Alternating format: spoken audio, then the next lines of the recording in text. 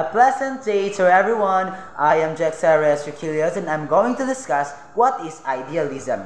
Idealism in philosophy refers to the doctrine that knowable reality is ultimately constituted by ideas, or in other words, as humans learn about their world, they become acquainted with ideas and not, for instance, some mind-independent material.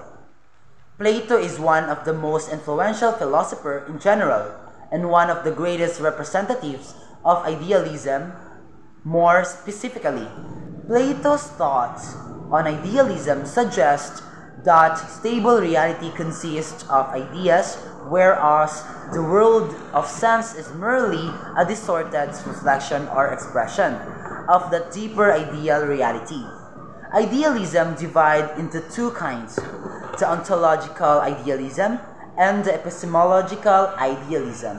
When we say ontological idealism, is the study of existence or being, while the epistemological idealism, on the other hand, is the study of the nature of knowledge.